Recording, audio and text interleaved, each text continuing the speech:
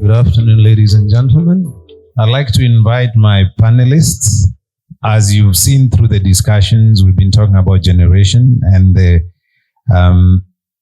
transmission is quickly becoming central to our national conversation on the power sector.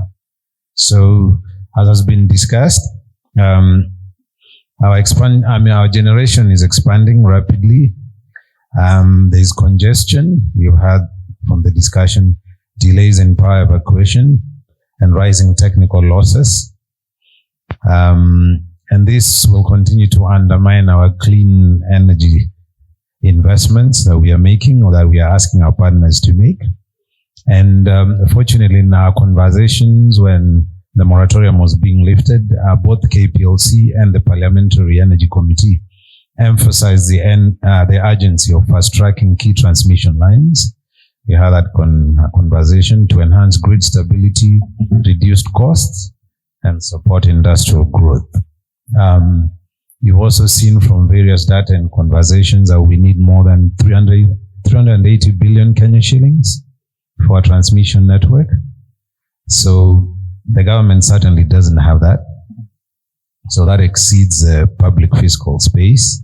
And this makes the ITP conversation crucial, very crucial to us.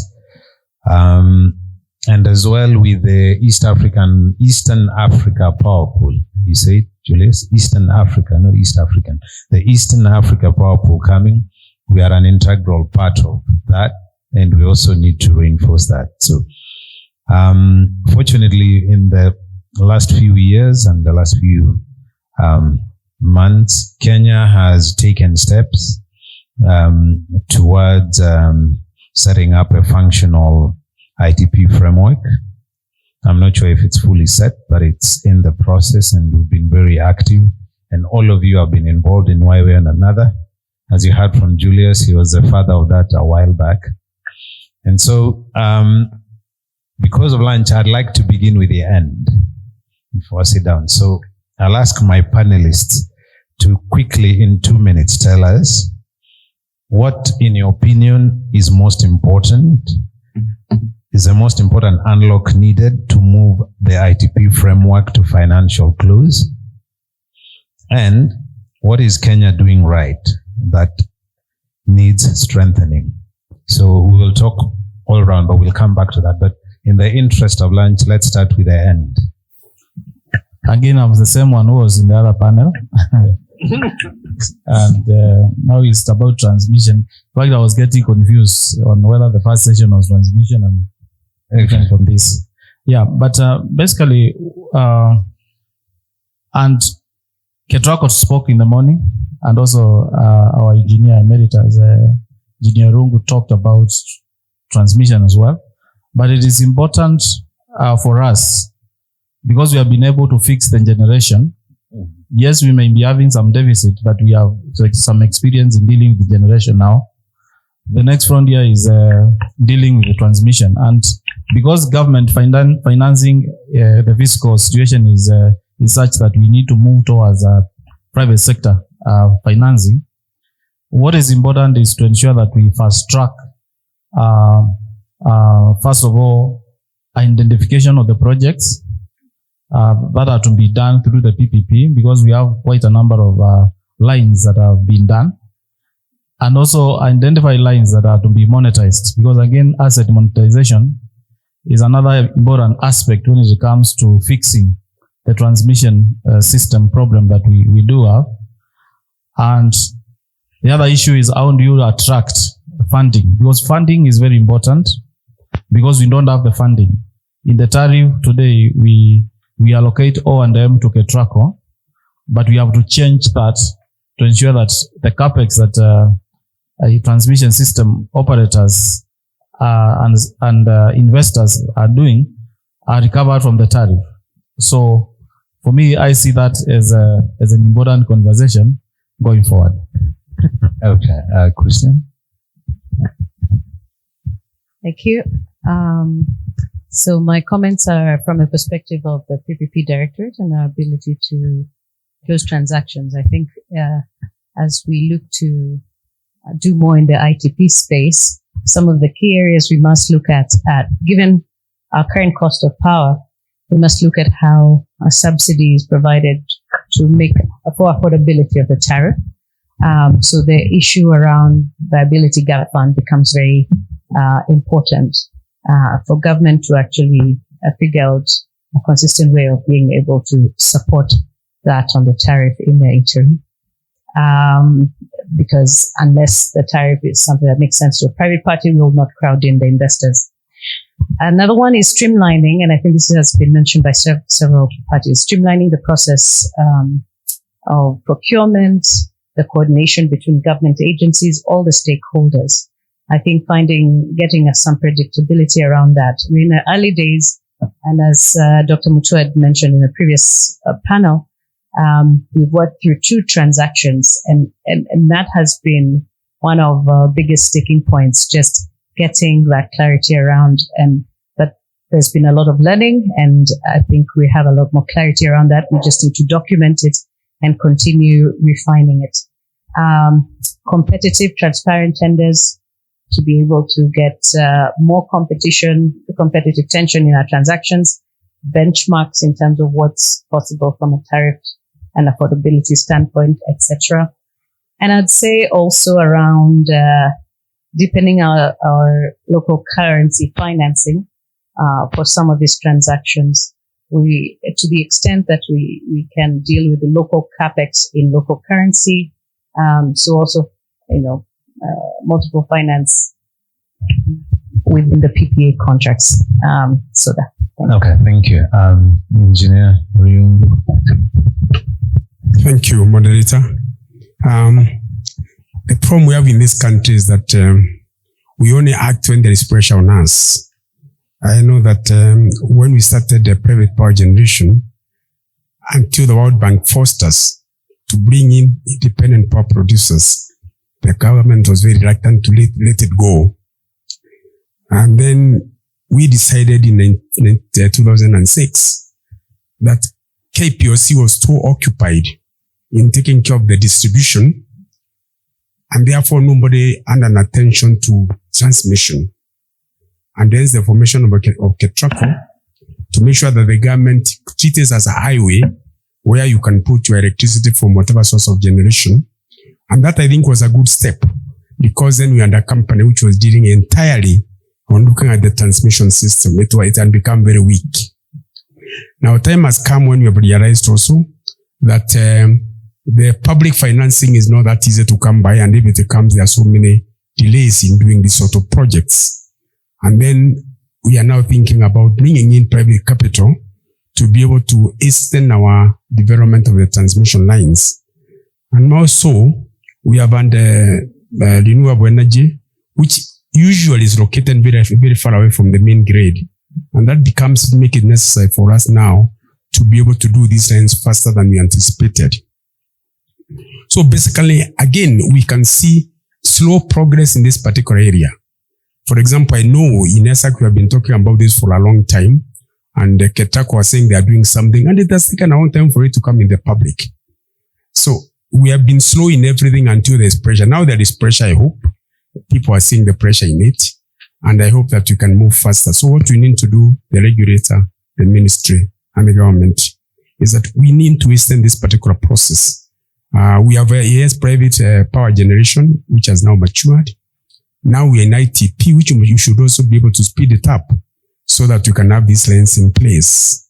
And the creation of PPP, or the PPP Directorate, in my humble view, has caused a little bit of slow in this particular process. They are trying to extend it, but I think there is a place where it takes a long time to make decisions. And for this case, because of the many renewable energy sources that we have created, I think we need to move very fast. So I would appeal to some of those departments which are now responsible for taking this exercise to make sure that they move it faster, so that decisions can be made faster and you can be able to spin this. It's becoming urgent. Thank you. Thank you, Julius. Just a reminder, in 3 minutes, please respond. Okay. Thank you, Bernard. So it has been said here in this panel that we are facing a deficit as KETRACO funding our projects. In the next 20 years, we need to have done around 8,000 circuit kilometers of lines, 14,000 MVA transformative capacity. This translates to around 25 to 30 billion a year to fund for 20 years. We don't have that kind of money. The government will not accommodate us. So that's where PPPs came in. And I'm actually glad former CEO Engineer Matiwo is here because he's the one who spearheaded this PPP process in KETRACO. Now, what we have been handling projects under PPP, we have done 2 transactions so far at advanced stages. One, you're all aware, we went all the way to commercial close, but again, due to public outcry, then it was cancelled. Now, from our experience, the challenges and what we need to do to unlock these projects all the way to financial close, we need some liquidity support for these, for the partners who are coming in. Now, we're getting partners coming in and asking for pre-funding of availability payment accounts. They're asking for escrow accounts. Now, as KETRACO, we are not in a position to give them this, but we can negotiate with the regulator to give us this. Now, the pre-funding, we have to negotiate. How do we go about it? Because EPRA has told us you cannot charge someone for a service they have not received to pre-fund an account. But now, how do we negotiate then and get this pre-funding so that we can unlock this project? Nobody sign in, go ahead. The other challenge that we've been facing as we are doing these projects, we are also hoping as KETRACO to package some projects for competitive PPPs, solicited PPPs as provided for in the Act. But we do not have funding for project preparation, transaction advisory. We need to do feasibility studies. We need to acquire well leave. We are going to package these projects for competitive PPPs. And it's a delay. We have a transaction advisor. We don't have enough funding. You cancel the transaction, you move. We wasted a year or 2. And these projects are still in the master plan. They're expected to be in the grids at a certain time. And the last one is we need a lot of sensitization in the country on what exactly PPPs are. So the people who are in the field, we can hold, sensitization forums, because one of our transactions was cancelled because lack of awareness, public awareness on what exactly is PPP, and we were at very advanced stages of negotiations. Thank you. Thank you. And I think for the English speakers, there is sensitization and there's transparency. I don't know which is which in this case. But yeah. Edwin? Thank you. It's interesting to have this panel because we've encountered each other in one place or another as we were trying to get these transactions to actually get signed and on the ground. But I guess it's neutral ground. We are all friends now. And we can all exchange ideas on how we can get these ITPs off. And not only just the first one, but to create a platform where the next one becomes easier, and the third one is even easier, and the fourth one it's commercialized. Yeah. So I think for the long-term sustainability of ITPs, of course, there's the funding issue. I think EPRA had published some draft regulations that were meant, the tariff regulations that were meant to prescribe what percentage of what you pay goes to generation, what percentage goes to the wires, what percentage goes to each component. If there's clarity around funds flow and we can set aside and say, this is the money that is going to the wires, and then that creates a bit of confidence because people can see where that money is going. There's even an idea of maybe putting up a transmission fund where this money goes to, and it is used to pay KETRACO and the other IPTs, because at the moment we are trying to find a structure to make sure that the current ITPs are financially viable by giving a transparency in terms of funds flow. So that is a key issue, I think, for sustainability. If I'm to just take 3 minutes, maybe the other one I would point out is risk allocation. The first projects are always the hardest. If you talk to, I don't know if there's anyone here who has Lake Turkana trauma, that was a very difficult transaction, but the next one was easier, and so on and so on. So right now when we are starting, if we want to have a sustainable ITP market going forward, The first one will be difficult. For example, like on risk, on right-of-way acquisition and wayleaves. Let's find a way that we can make the next one easier. For example, I'm having a difficult time trying to convince my clients that they have to get land control board through about 6 counties. I don't know, maybe some counties. Why can't we all push and get something like that exempted for all power projects, not just transmission? So some of those small things will make the next one more easier, will make this one move faster. Bernard. Okay. Thank you, Edwin. And you just led us into the main discussion. But I also believe that the plenary, even if we were to be cut short, you already have a fair understanding of where we're going to. So the key building blocks are being laid or have been laid. PPP reforms, standardized agreements, feasibility progress, especially from the other two. We are strengthening the coordination between the institutions. So, but as Edwin has said, to an extent, the market is now looking for clarity in terms of, timelines, regulatory consistency and all that.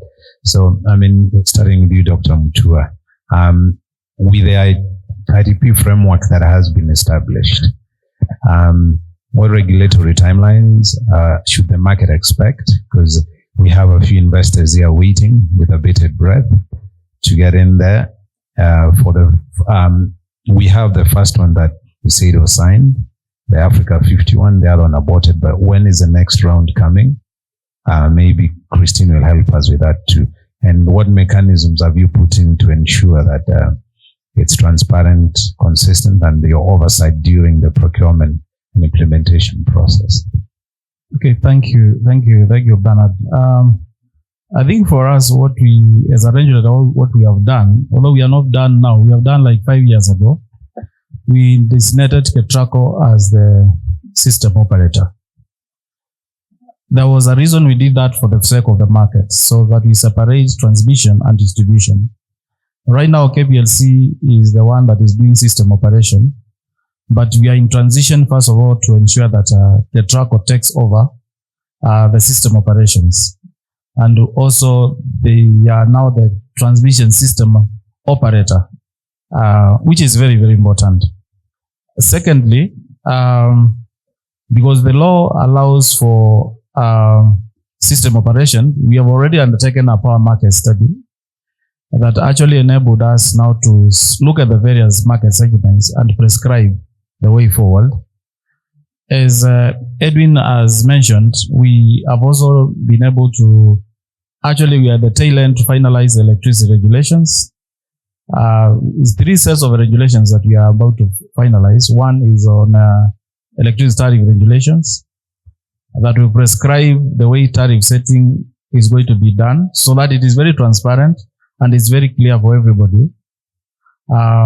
In addition to that, also we have tariff guidelines 2023 that are also very, very clear.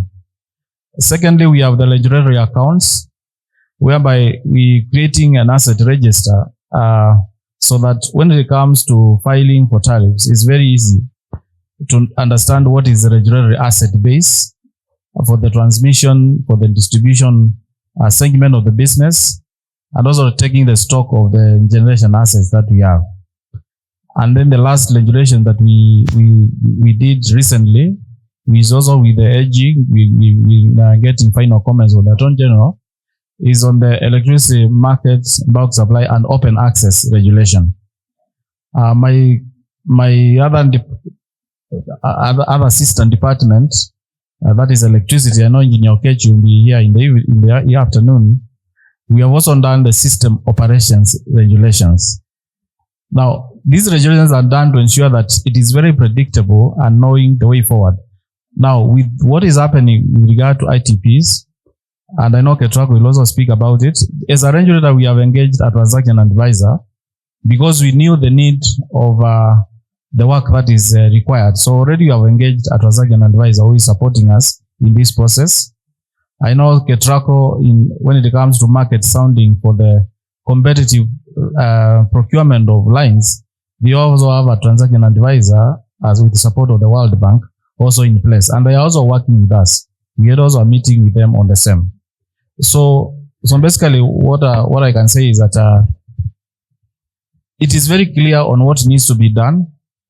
When it comes to compensating even payment mechanisms, we already have willing agreements. For example, Ethiopia, Kenya, Kenya Power has also a power exchange with TANESCO, and they have a willing agreement with the KETRACO for the transfer of power from Ethiopia through Kenya to Tanzania, for example.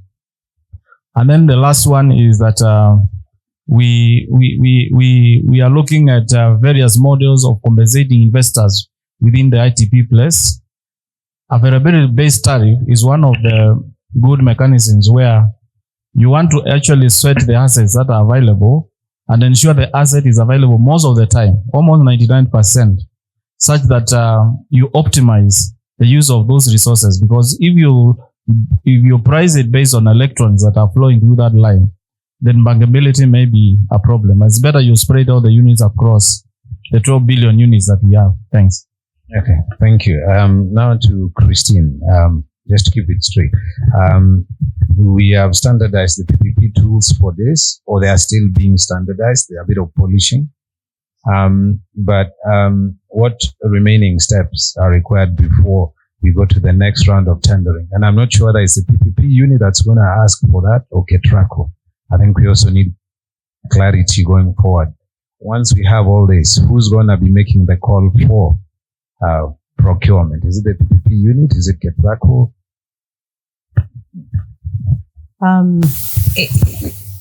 It's both of us. It starts with the contracting authority, because they have to identify the lines, the pipeline of projects, the timing by which they expect that to come, and sometimes priorities shift. So until they lock in the lines that they'd like to take through a PPP process and get board approval, at that point is when now we come in.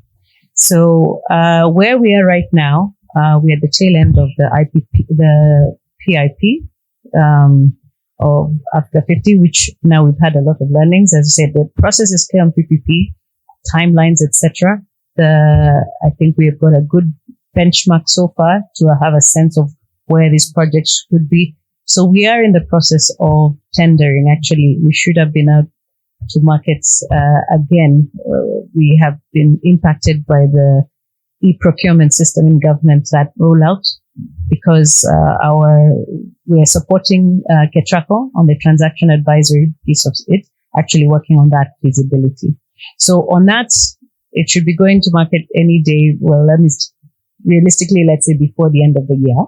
And I would say within 6 months after that, then the lines will be going. So we have a number of lines, quite a number, sizable number in our greenfield lines. But soon after that, we should be having some lines that are brownfield for asset monetization that will also be coming online. But beyond that, KETRACO will also still be doing a few lines through with development partners, even as we work. It's not just PPP, but to the extent that there's some concessional financing available, they'll continue doing other lines as we do some of PPP. So we are looking at a mix of PIPs and tender system or procurement system. Okay. So our goal is majority, a lot of it to go competitive, so that we can get that competitive tension and optimize in terms of from a cost perspective and affordability. But of course, you may come across some lines, sudden idiosyncratic situations that require maybe a PIP would be more appropriate, because there's maybe a lot more workshopping around certain things. And you're saying you're looking at the next 6 months or so? In this next 6 months, it should be out. There should be a tender out. Okay. Thank you. Now, moving on to Engineer Dyna. KETRACO's role is clearly evolving as we are here from the sole developer. Now you'll be the project sponsor and partner to most of us. What does this mean to you in terms of operations or operational? What does that mean? It's on.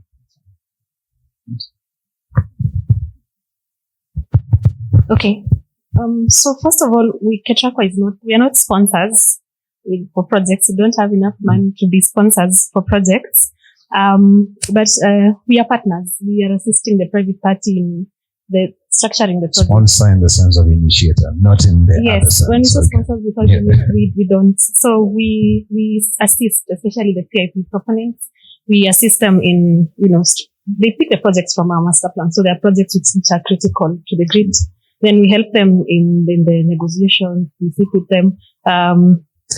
They did assistance during well-leave acquisition. We also assisting in sensitization, taking the sites and things like those. Now, what this means for operations, we work within the laid down principles. The grid code is the guiding operations principle for us. So, and when we bring in this party, the payment arrangement, as Dr. Mutua said, is availability-based payments, which is a tariff based on the availability of the line. Now, for PIPs, we give these at 98%, although we are sure they will achieve more than 98%. So we are sure they will meet the operation criteria and requirements that we have for all our other lines, because we are currently operating at over 99%. So this is well laid out in the structures, in the project agreements that we have with the private parties. Yes. Thank you. I'll go to Engineer Riungu first.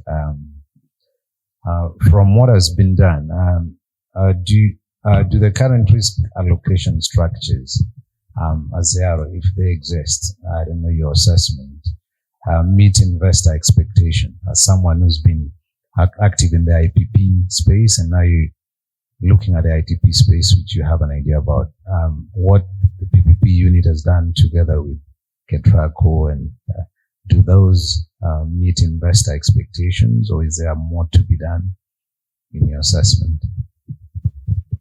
Thank you, Bernard. Let me first of all mention that I think the main cause of the delays that we have had in setting this system out is because we started something called privately initiated proposals. And one wonders on the other side, how did the people who are operating on this one know these projects were supposed to be done so that they can do these particular proposals? So one thing I would urge KETRACO and the PPP department, please let everything be competitive unless you are getting financing from a government or a public utility. Let's be very transparent so that you can be able to proceed with this thing fast. The other thing is, you need to come out with right now, you should have made the public know that in the next 5 years, these are the projects that we are going to ask for tenders. They should not be coming one under. You should make our plan of how you are going to bring them and when they are coming. For example, if you look at the least cost development plan, they have got transmission lines and they have indicated when these are expected. There is no harm putting this to the public so that the public knows that actually these projects are out for tendering. But one thing about the risk allocation, that is going to be the most difficult part of it. It's okay negotiating the whole project. But when you come to implementation, my experience is that transmission lines take a long time. And the reason is because of various acquisition. That acquisition should not be done by the investor. It will be best left to the government to clear the way. For example, you can see the expressway that was built the other day. If the government did not acquire the additional area that the developer required, it would have taken ages, because when people see the developer, they see money. And it takes a long time and it becomes very expensive. So that area of it, I think, in my view, the government should take over the risk of getting waivers. When it comes to funding, I think funding, or agreed, depending on how you do your agreements, that one can be taken by the developer. But then the tariff, the regulator or the PPP, whoever is going to be involved, as you determine the costs that you are going to pay the developer, you must balance between the customer and the investor. Because if you try to squeeze the investor, then that thing is not going to go through. It will take a long time. So you must make negotiations easy and faster so that this can move on. We know financial closure in generation projects right now, they can take as long as 3 to 4 years. So this is an area that actually might become a little bit of a problem. But if the government can be able to take the interest of the two, then I think we can speed it up. And so that is on financing. Now, the tariffs, how is it going to be set? Is it going to be based on the units that you are going to get through the line? Or is it going to be to have another criteria so that I know that I will be paid this amount of money for the units I take through?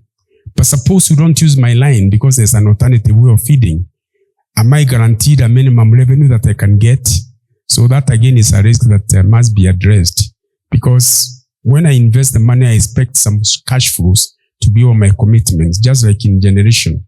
So unless you are guaranteeing me that should we not use, we are going to allow you to dispatch so many units minimum in a month or in a year for that matter, it will be difficult for this to be agreed upon, and that can also cause a lot of delay. The other one is the wheeling charges, which is what I'm talking about now. The policy for the wheeling, I don't know how you, KETRACO and PPP and EPRA have been negotiating with Africa 50 to agree on the amount of money, the wheeling cost of the units they are going to take upon the line. But I think it's that time we came out openly and said, these are the wheeling regulations. This is how we are going to calculate how much you are going to pay for this line. And then before you do that, you need to go on and see what will be the effect of these particular charges on the customer bill. Because this, of course, KETRACO have to pass to KPOC and KPOC have to give it to pass to the customer. So at the end of the day, we need a lot of work to be done upfront. I think what I can see now is that we are trying to do things as challenges come, we try to address them, rather than first of all preparing the whole background so that we know exactly what we are doing, what we expect, so that we can speed up these particular transactions. So over to you, EPRA, PPP, and KETRACO, because we need to be very transparent. We need to be very clear about where we are going and how we are going there, so that you can be able to move forward these particular negotiations and these projects. Thank you. Okay. Thank you. And we'll come around to that. But before we get there, Edwin, you said you've been involved in the conversations with these guys, with the team. So in terms of legal risks, could you highlight some of the issues that need to be paid attention to? The way Julius has also expressed certain things in terms of contract enforceability. Of course, you spoke about land rights. Could you just expand a bit more on that? Yeah, I think from a contract enforceability perspective, we've made a lot of strides in this country in what is practice and what is acceptable. So from a PPP perspective, from an IPP perspective, we know what dispute resolution provisions are acceptable. We are even now, when we started from a point of always insisting on foreign dispute resolution, international dispute resolution in London or in Paris, now we are seeing that position softening, where we are having actually dispute resolution in Kenya. But that just comes through confidence from one project to the next. So I think for the IPT, as engineer said, one of the biggest challenges is going to be right of way acquisition. The test will be in the pudding once we go to the ground. We are confident from the sponsor perspective that it's doable, because ideally the government should have acquired all the wayleaves and then handed them over to the private party. But there are also limitations on the government side in terms of budgeting, and that has created sort of we see a lot of disputes around wayleave acquisition. We see a lot of delays. And I think there are enough structures on the government side. It's only that sometimes the budget doesn't match the pace of the project. And hopefully by the private party doing the funding, then that will be able to deal with the issue. So understanding the limits that we have on time, I think we can have those conversations informally on what we can do to improve contractual bankability and other provisions in our IPT projects. Yes. Okay, thank you. To be continued. Two issues have come up, or two issues have been highlighted. One is on ancillary services to support that, some of which was discussed fairly comprehensively by the previous panel. And then the open access regulations and the wheeling framework that will support this. So to EPRA and to the PPP unit, to all of us, in the interest of time, in whatever format, I'm just asking, what is the status of the ancillary service, starting with EPRA, because we need that. And then in terms of compensation, maybe the PPP unit and KETRACO have been involved in that conversation. We just like to hear some of your thoughts, probably each 1 minute, and the contractual, framework for ancillary services. Before we go to wheeling, let's start with them. Okay, thank you. I think with regard to the ancillary service, because we anticipated as a regulator that we require the services, we have been able to actually undertake a study which has been completed. Phase 1, phase 2 has been on pricing. How do we price? How do we actually have a pricing framework for ancillary services? And it's actually ongoing. But also inwardly, that is financed by GIZ. But also as EPRA, we actually this week, because we anticipated that once the lifting of the moratorium is done, we're going to have a lot on our table. So we started a process.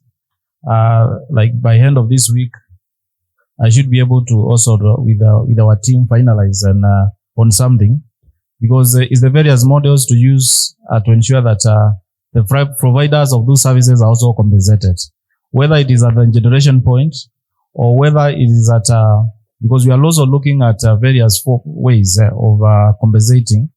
For example, during the night we have a lot of electricity supply excess.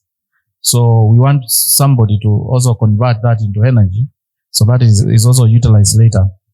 So the framework is going to be ready, I would say by end of, let's say end of December, we should be ready with a framework for ancillary services, and particularly BESS, because we need like 500 megawatts of BESS in the next maybe 5 years in our system. With regard to wheeling framework, it is already in place, Bernard, because already we have wheeling agreements that have been signed, and of course with various ways of compensating the providers of those services, if it is KETRACO, whether it is TANESCO, that will give, and especially within the East Africa, the power pool. But the availability-based tariff, mainly like if you are going to do the line from ground zero, whether it is a greenfield, we have to consider all the costs, EPC costs, wayleave costs, and everything. And since transmission lines are for 50 years, they are not like a power plant that will be for 20 years. But again, the PPP Act only talks about 30 years. So the contracting aspect will be 30 years. Yeah. So all these things are in place. And as I said, we also have a TA, as we have onboarded a transaction advisor, who is actually developing pricing frameworks, especially for the ITPs, or from the regulatory front, to support us as a regulator. Because that is like a generic model that can be used, because what is submitted to us by project proponents. Thank you.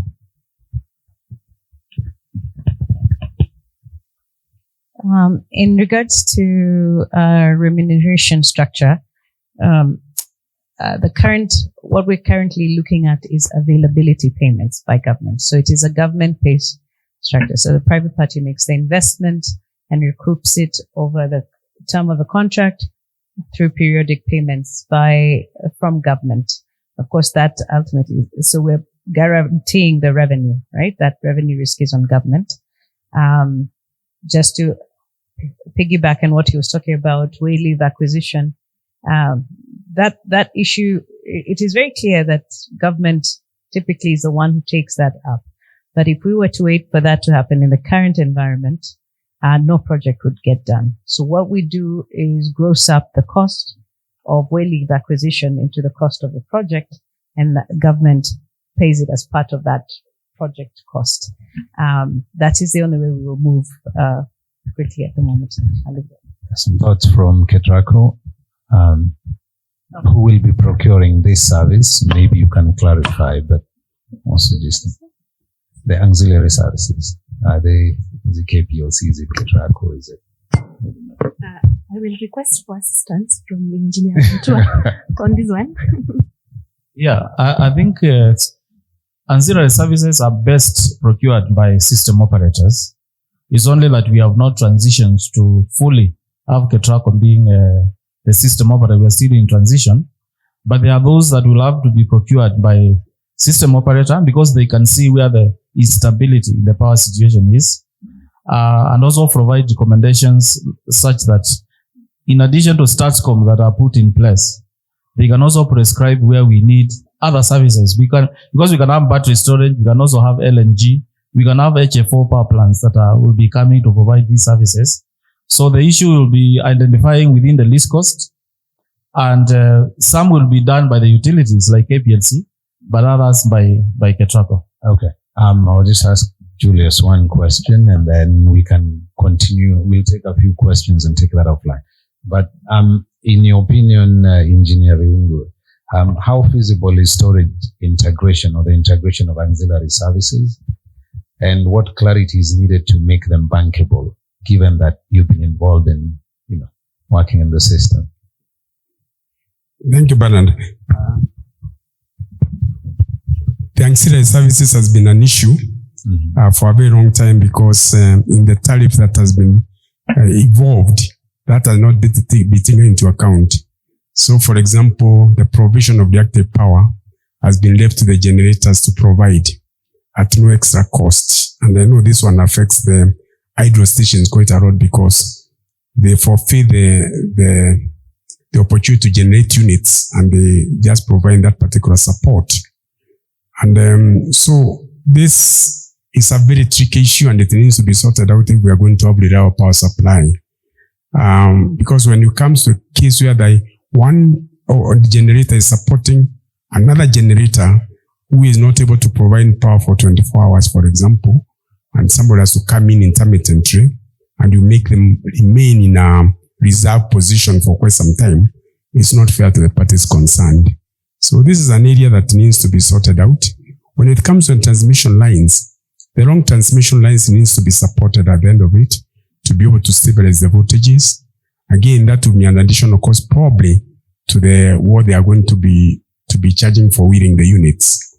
So these things, they need to be paid for as a separate item or included in the agreement that if you did these ancillary services will be paid for and a figure agreed.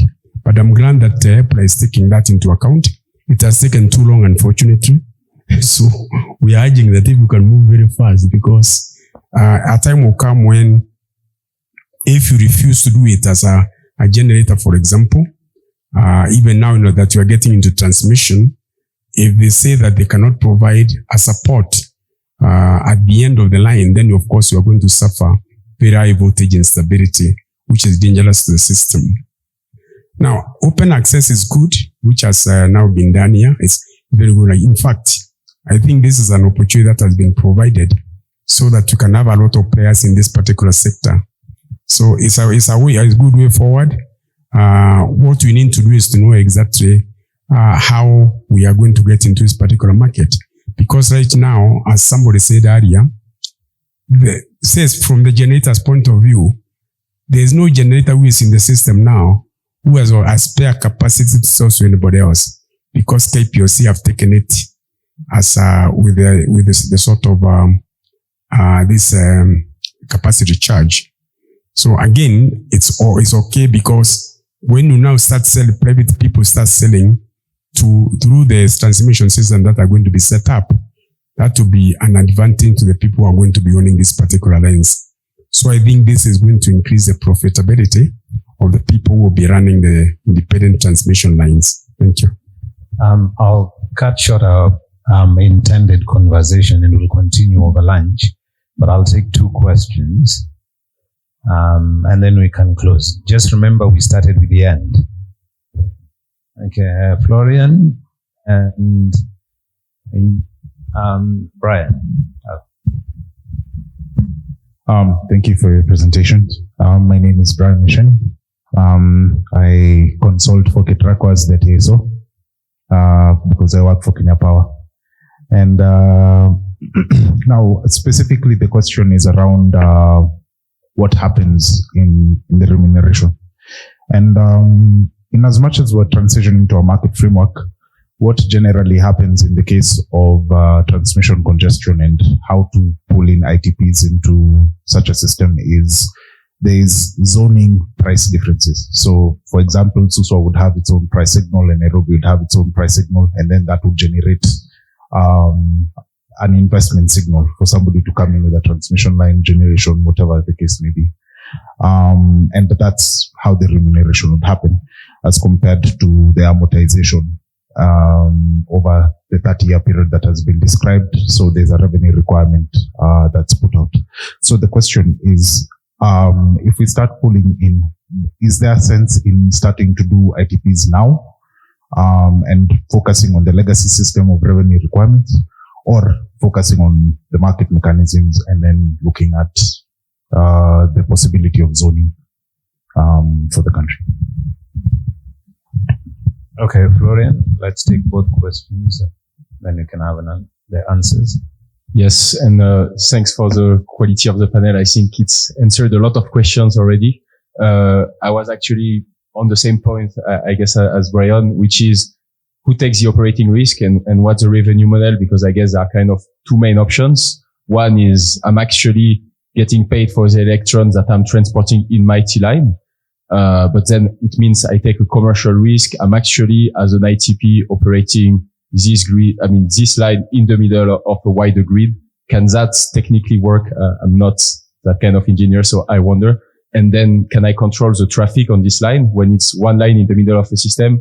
So I think we see some ITPs which are cross-border, in which case I'm the only line to go from country A to country B. Probably I understand my commercial risk, I can take it. But in the middle of a KETRACO plus KPLC system, can I really do wheeling? And otherwise, I guess the other model is more a lease model. So just to clarify right now, what's the option you're thinking about and how do you see this evolving forward? And when I say lease, it's basically, I've pre-financed a line and every year, KETRACO is going to pay me back a fixed lease, which is a fixed amount. Do I even take some kind of commitment on the availability of the line? Who operates the line? Yeah, if you can clarify that, please. Who's gonna take? Thank you for your questions. We'll respond. So I'll try and answer both questions. So what happens in the pricing remuneration? Now, let me be clear. At the moment, we are having regulations for open access. So my understanding is we still do not have markets for power market. Now for KETRACO, how we are paying for these lines is availability-based payment. Now this availability-based payment comes from annual revenue requirements for a line.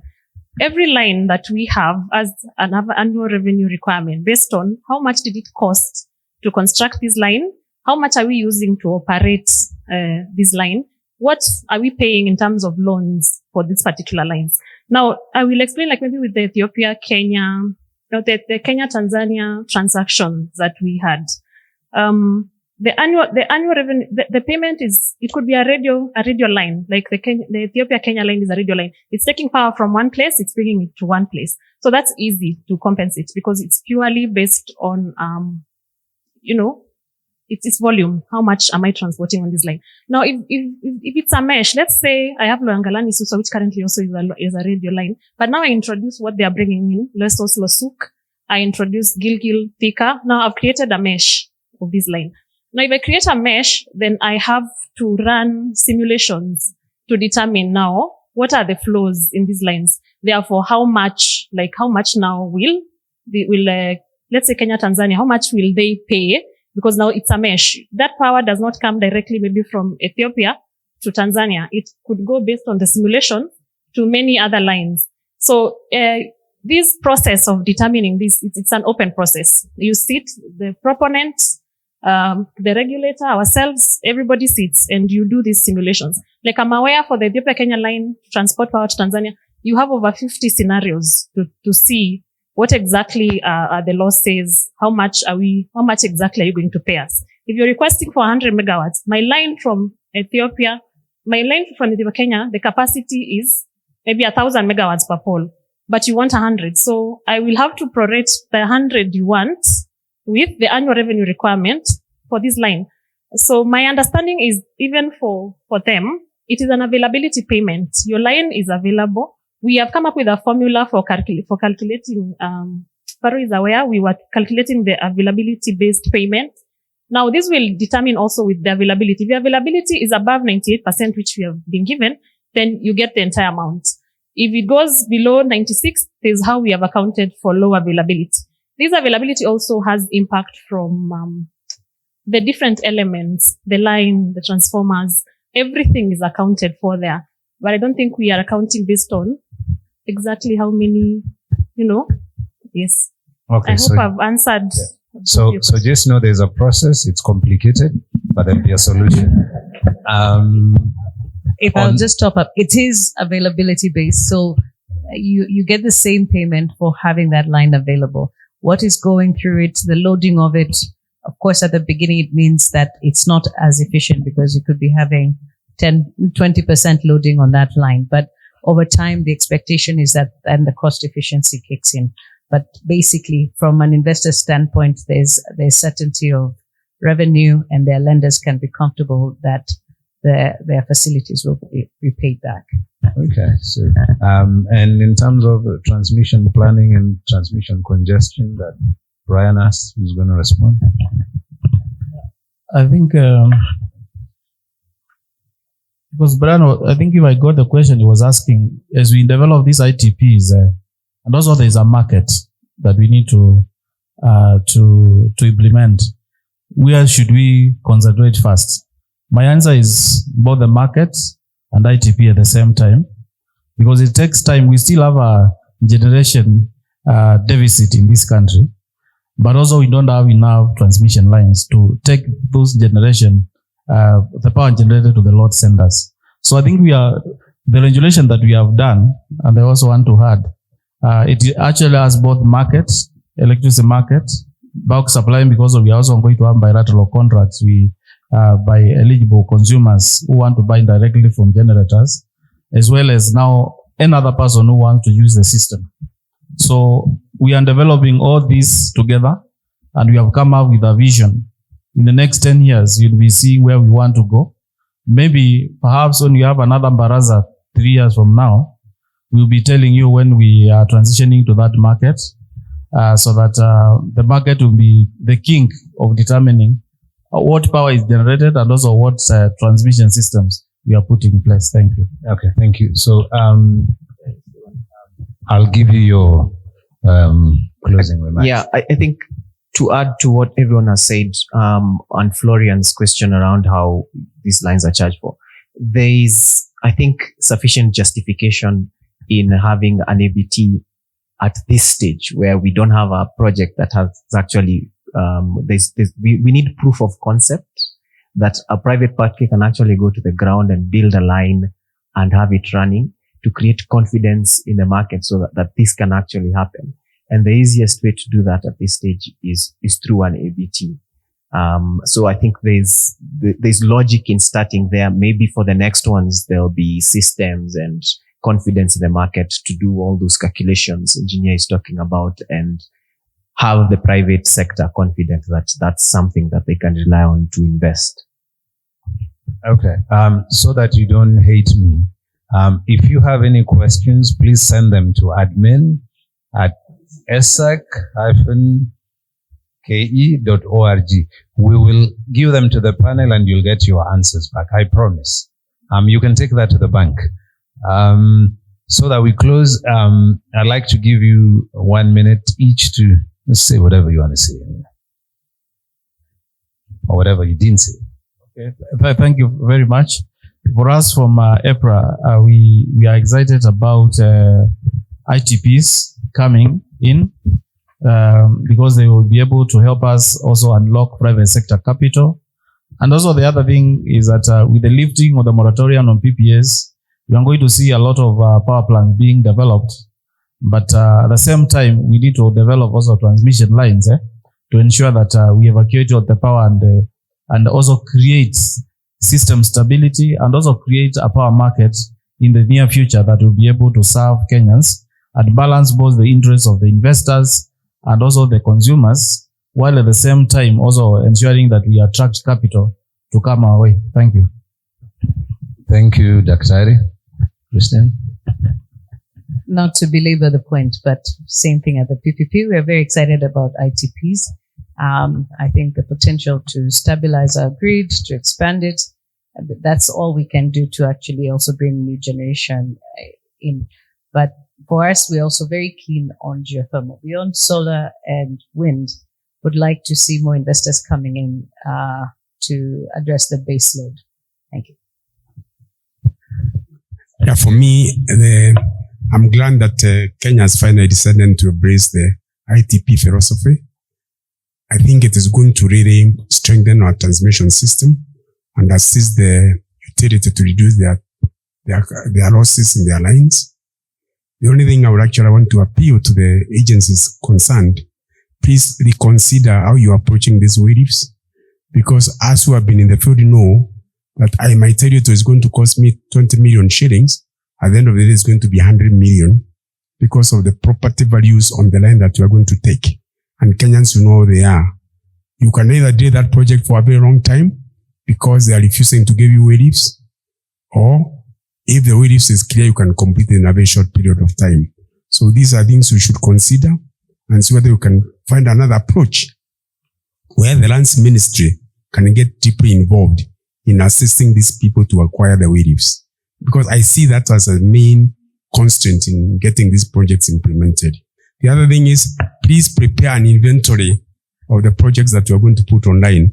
I know I've been saying 3 years. Is it 3 years? You have said that you are going to have an inventory. But let's have this inventory out.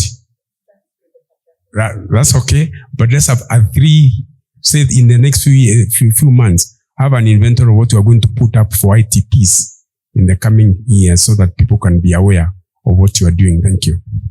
Dyna? So thank you. We are excited for PPP projects, ITPs. It will unlock a lot of our projects in KETRACO. We will be able to reinforce our systems. We are still doing it with the other models of funding. So yes, we are very excited. We are also excited for open access. We are preparing the system. We are preparing our 400 kV in preparations for open access. So yes, it's an exciting time. We are hoping for the best. Thank you, Edwin. Thank you. To echo what everyone is saying, it's an exciting time to be in this sector. I think 20 years from now, when we are hoping to get our lifetime achievement awards, we'll be looking at these moments and thinking that this is where it all started. So it's an exciting time. We want to see success in the projects that are ongoing. We want to see KETRACO package the next set of competitive ITPs well, so that, with the benchmark that is being set by Africa 50 and Power Grid, that it's only the beginning, because the more deals we have as lawyers, the more money we make. Thank you very much. Thank you, Edwin. And yes, it's excitement, and I guess we're all excited. We're going for lunch. But before that, I think for Esak, the Secretariat, there's something important Julius has said, which we touched on with the Parliament and with the National Assembly Energy Committee about land and other things. I think there's an opportunity to follow up to make sure that the way leaves or the way is smoothened for the power lines that are going to come. So with the excitement for lunch, I think we end here. Remember to send your questions to admin. We will answer them. And have a good afternoon. Enjoy your lunch.